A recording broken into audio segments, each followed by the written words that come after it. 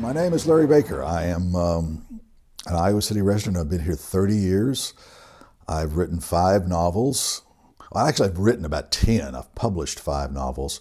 I have a new book out. It's called The Education of Nancy Adams. And if I was really prepared, I'd have a copy and hold it up, and you'd flash the cover and people would go out and buy it, and Oprah would call me, or Good Morning America, or Rolling Stone, or somebody. And I have a great Iowa publisher named Steve Simpkin at Ice Cube Press, who does amazing work and has been doing it basically by himself for 20 years. Oh, what are your influences? What are your inspirations? Who do you like? And mine are pretty, they're not unique to me. I mean, I'm a person who is in love with Flannery O'Connor. My writing shows it. I'm influenced by songwriters like Harry Chapin. I've been involved in politics, so there's always a political element in my works. I grew up in the South, so there's very often a racial element in my works. And I live in a world half populated by women, so I'm interested in creating really good female characters. In fact, my new book is the first-person point of view of a female narrator named Nancy Adams. And so one of the questions that male writers get, women writers never get asked this question. Well, how can you write from a male point of view? Women never get asked that. Men always get asked, how can you write from a female point of view? And it must be this assumption based on probably historical reality, that men are basically, thick-headed and not very empathetic and don't understand women. But it can be done. And it is one of those things that you have to admit that what a writer is supposed to do is get into the mind of all sorts of characters. And if you can only write from a male writer, write from a male point of view, you're not much of a writer. So those are the kind of questions I get asked. And also it's like, how come I have such good looking hair? That's not fair. Normally my coif is really good, but I'm real proud of that. It's the only healthy part of my body. And I try to, unlike what it appears to be today, it's in pretty good shape. So what else would you like to know? How long are we going to talk? Like a couple hours and you edit it down? Maybe not that long. Oh, okay. Well, I'll make sure my wife is not around. My wife retired from the university about a year ago, and I haven't written anything new since then. Because for 30 years I stayed at home, had an office, and worked 9 to 5. I'm sorry, 9 to 3. They would go to work, my kids would go to work, school, and I had the house to myself, dogs or whatever, but house to myself, and it was great, very productive. Coffee helped. Wife retired, and Lord love her, she'll hate this, but we've had this discussion before anyway. I have to find a new writing routine. I mean, I have to get out of the house, go upstairs, get a laptop computer. But it's very difficult for me to have anybody around me. I mean, in the house, I hear creaks, knocks on doors. Are you okay? Would you like something? I don't want, because again, you've interviewed a lot of writers. Anything they say about what they do is merely about them. It's not about writers in general. I can't stand distractions when I write. And I just need 4 to 6 hours of total solitude. Now, I've got, lights and music in the background low, but no, I'll figure it out and write another great American novel, which will undersell and strain the patience of my stoic publisher, Steve. But I'll get it done. Outside, I can't take a computer to a coffee shop or a library even. No, it's just the bad habits I've acquired over being spoiled for 30 years by having the house to myself.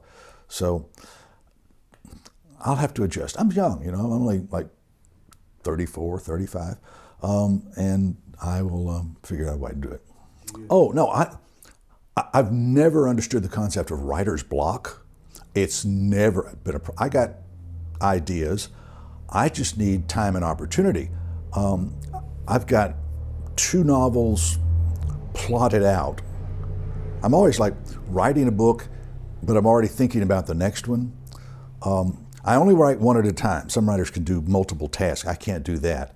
It's like reading books. I can't read two different books, little error. No.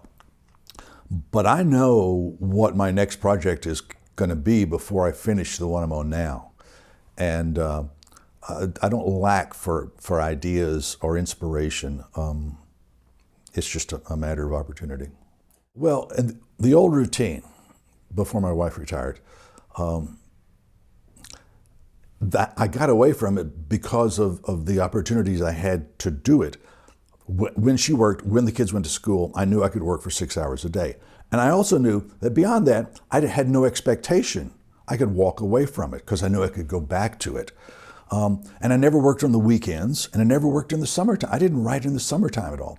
I wrote 9 months a year, 5 days a week, 6 hours a day, and that was it. And I could produce about 400 to 500 pages of work. And so I don't need to get away from it. I need to get back to it more often than get away from it.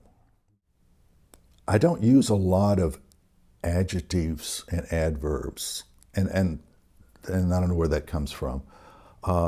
I think of the first book I got published, the editor, when he set me down, really burned me. He says, this is crap. I kept saying, why'd you buy the book? And he says, because beneath all this crap, there was a good story. And I saw that, and he was right. Once we eliminated a lot of the crap, it was a much simpler, cleaner story. So I don't do descriptive very well. It's one of the reasons I like Steve as a publisher is because he lets me experiment with form. We're going to take that book, I'm shifting here from my favorite book to my new book, which is a great book. But it's a book that is meant to be looked at as well as read. I mean, visually, it's a work of art. It's a beautiful book. And when we're not going to sell it online. And that's just a marketing decision and pragmatics because of costs. And we'll sell the ebook online, but it's not going to have the pictures. It's not going to be the same book. It's going to be the story, but not the book.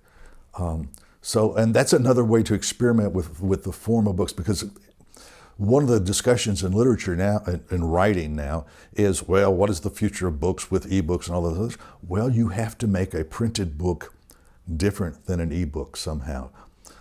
You have to make it a different experience. And that's what we're doing with this new book. It's a very different experience when you hold that book in your hand and look at it than reading it on an electronic reader somehow. So I think your original question was things you want to do and try.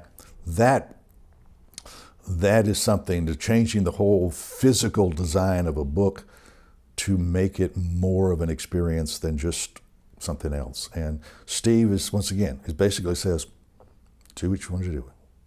And if I don't like it, I'll tell you. And he's been very, very supportive.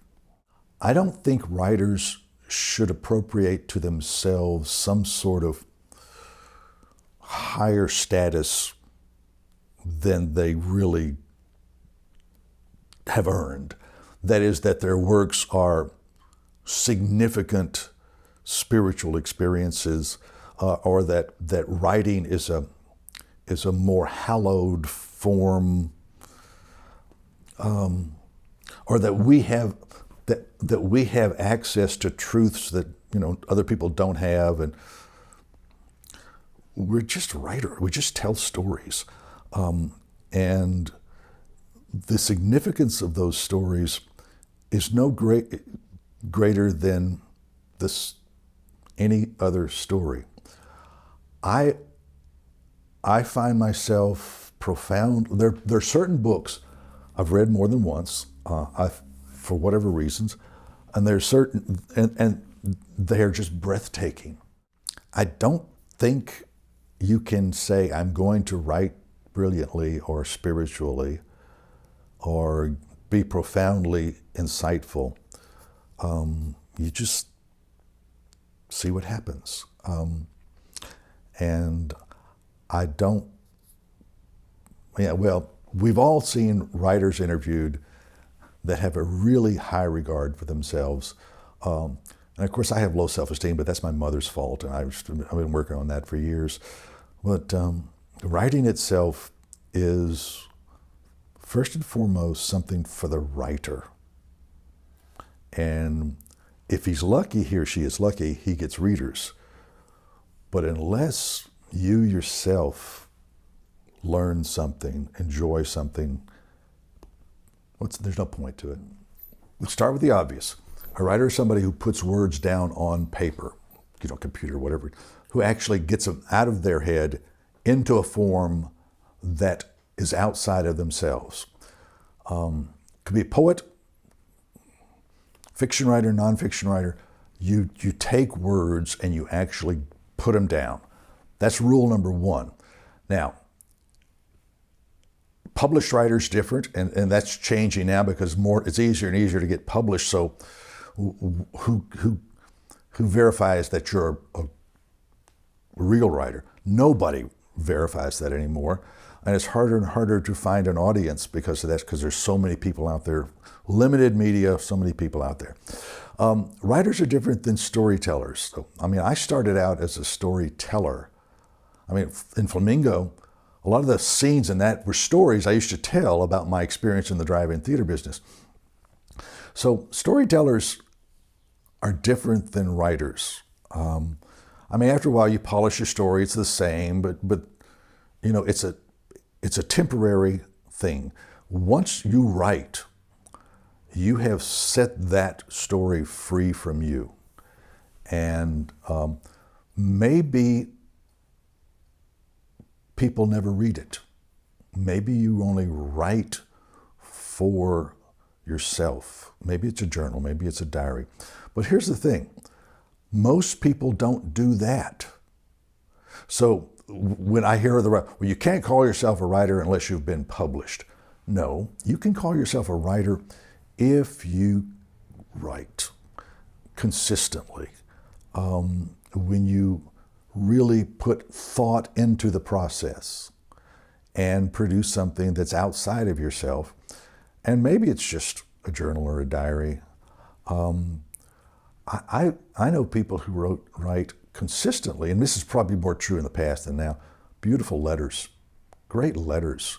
And that's a form of literature, the epistolary novel that you could argue, but you don't have to be published to be a writer, but you do have to be serious about it. You have to produce, and not this stuff that they,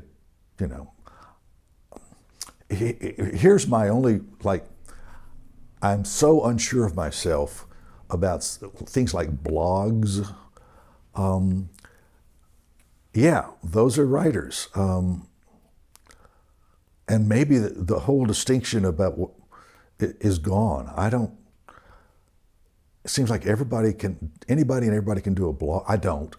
I have a hard time writing fiction, but are they writers? I can't say no,